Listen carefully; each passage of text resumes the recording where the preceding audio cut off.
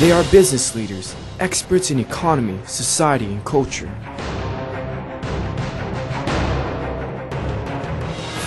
In 15 minutes, their insights will create a vivid picture of Vietnam.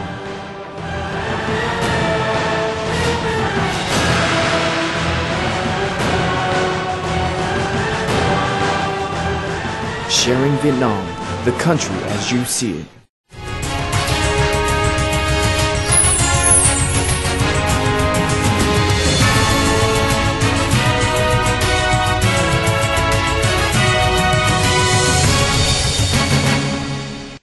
A professor of international finance from SKEMA Business School in France, professor at CFVG Vietnam, doctor on international finance, Michael Hangry Bose.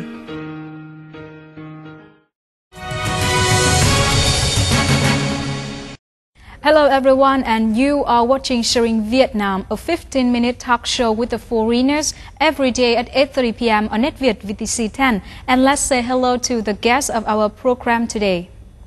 Hello Mr. Bose, and thank you so much for taking your time and joining our talk show today. Xin chào, good evening. You can speak a little bit Vietnamese. Very little. I try to do my best. So it means that you traveled to Vietnam somehow, or you discovered about this country a little bit? Yes, in fact, I've been traveling to Vietnam since the mid-1990s. In fact, initially as a World Bank senior economist, and then as chairman of Owen Stanley Financial, and today at the invitation of CFVG and l'Espace Français. So can you share with us more about your impression about the country, the people, and especially the financial situations in Vietnam? Well, it's a fascinating country because, you know, the more you know it, the more you discover new faces of Vietnam. It's an ever-changing country. I remember in the 1990s, of course, you know, in Ho Chi Minh and Hanoi, people were always walking or biking. You know, now they moved to motorcycles, to cars. But of course, this might hide another Vietnam, you know, in the countryside. Definitely, the market economy is booming, and it is very impressive for a European. As you know, Europe is in the midst of a major crisis, and we don't have any growth, whereas Vietnam has basically a 6-7% annual GDP increase. So can you tell us more about your decision to become one of the professors of CFVG Vietnam? I've been a banker for the last 30 years. Now I'm the head of an investment fund in Norway, in Europe, and I try to teach what I do. I'm a doer, a practitioner, if you will, and I try to show my students basically how the world economy is doing. Can you explain more about the conference of today you will conduct in Vietnam with the Vietnamese student? Well, the title is the risk and opportunities of globalization. And I think it's good for the students and for everyone, in fact, to know that there has been a major shift in the global economy in the 1980s. The so-called market economy has become worldwide. And many countries which were not in the market economy have joined it. Vietnam, the Soviet Union, of course, Myanmar, Zimbabwe, Venezuela, you know, including sectors which were not in the market economy. For example, education, for example, culture, health, are now in the market economy with a two-pronged focus on competition and profit. For example, a business school, you know, has to compete with many other competitors.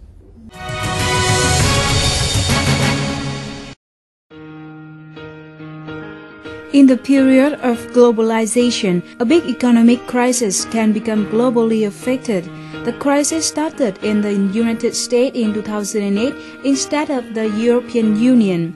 However, the crisis has quickly affected the European Union severely since 2010, which made a big impact on trade and investment from the European Union to emerging countries in the world. If a developing country possesses a quick banking and finance system, the government tends to support the system by banking cash or refinance. Because of that, the government can face the problem of budget deficit. The analysis on the changes of global economic structure and the response of Vietnam to the global crisis were the main theme of the conference, named Globalization and Financial Crisis, Challenges for the Countries. The conference was conducted by Dr. Michael Henry Bose.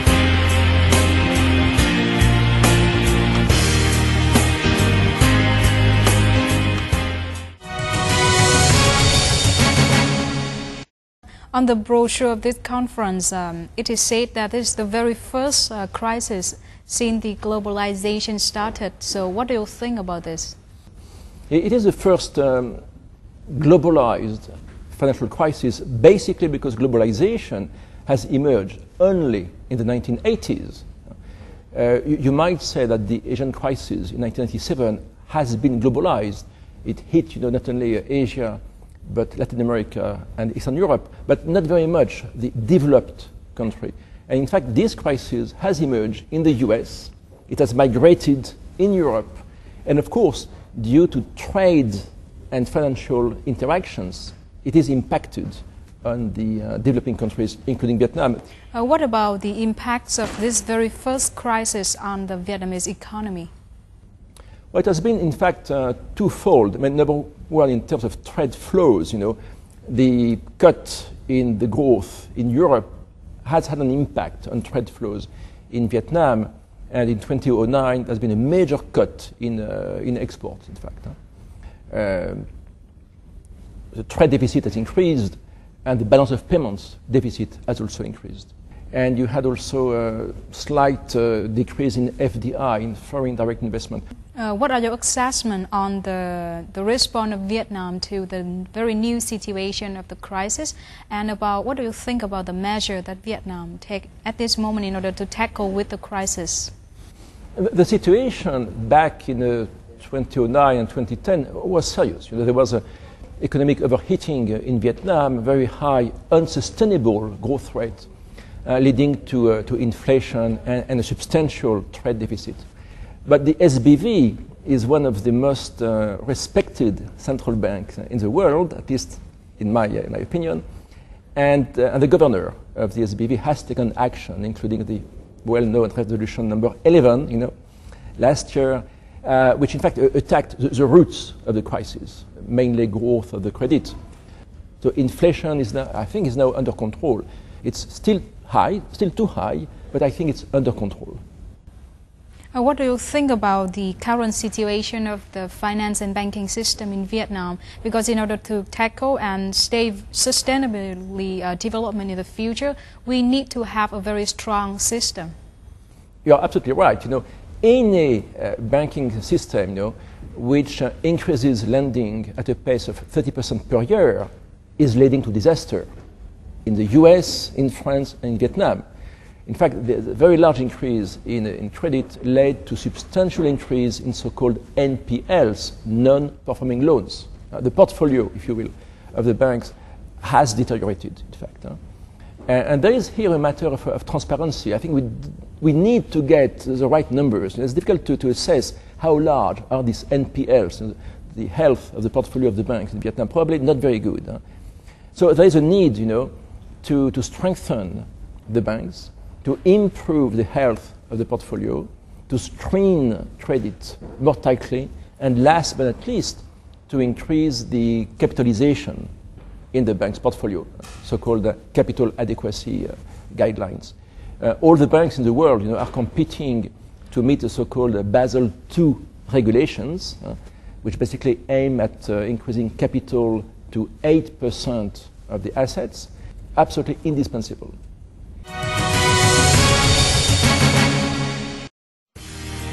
In June 2011, IMF cited Vietnam as a country which overcame the global crisis in 2010 successfully, with GDP growth up to 6.75%. However, the crisis still continues in the European Union, and it is said that it will take quite a long time for the European Union to recover. Therefore, Vietnam's export to this market will be affected continuously. Vietnam needs to aim to produce more value-added products. In the future, Vietnam not only can take advantages of its cheap and young human resources, but also need to invest into training high-quality human resources and research and development.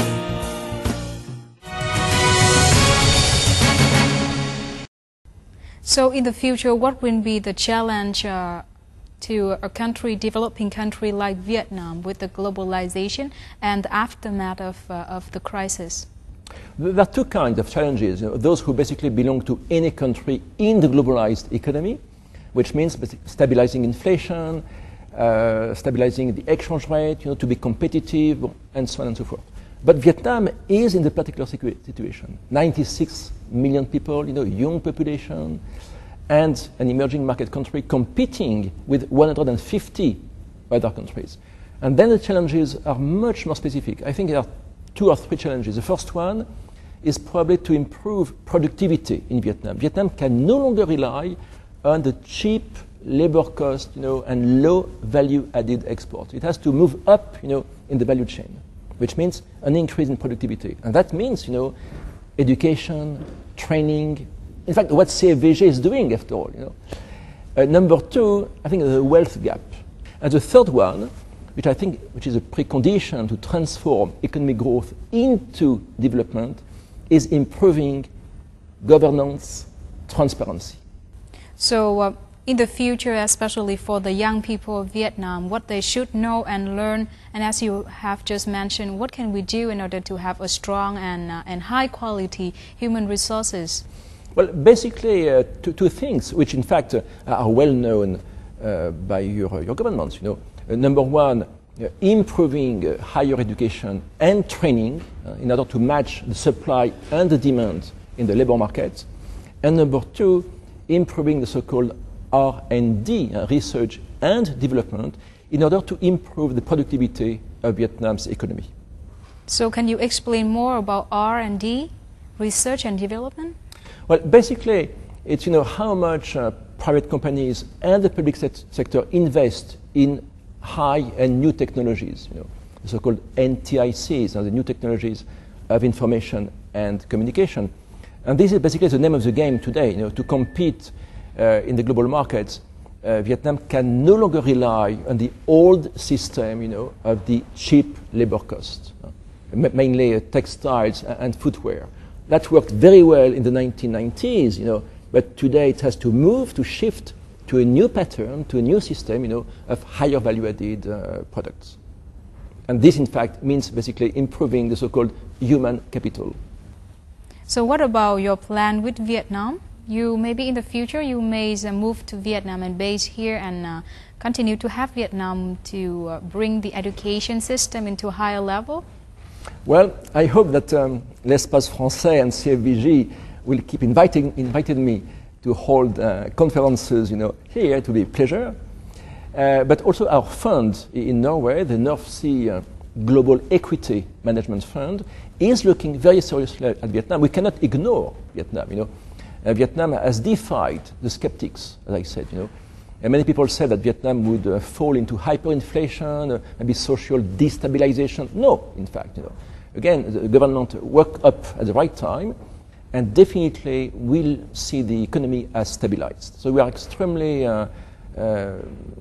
positive on Vietnam's future. Once again, thank you so much for taking your time and joining our talk show today. And we hope to see you again in a short future in order to learn more from your conference in Vietnam. Come on. Thank you very much. Thank you so much once again. I appreciate it. Thank you so much once again for your watching today. And if you have any question or recommendation for us, please don't hesitate to send us an email at sharingvietnam@gmail.com. Thank you so much and see you next time. Xin được cảm ơn ông Michel Henry Boucher và biên tập viên Minh Ngân. Tiếp theo chương trình, mời quý vị và các bạn cùng quay trở lại với biên tập viên Khánh Long để cùng đến với câu chuyện hội nhập của ngày hôm nay. Cảm ơn biên tập viên Mai Phương. Quý vị và các bạn thân mến, tiểu mục hội nhập và phát triển bền vững hôm nay sẽ là câu chuyện của 2 doanh nghiệp đã thành công khi trở thành các nhà cung cấp sản phẩm phụ trợ cho các tập đoàn quốc tế lớn tại Việt Nam như Canon, LG hay DU. Mời quý vị và các bạn cùng theo dõi.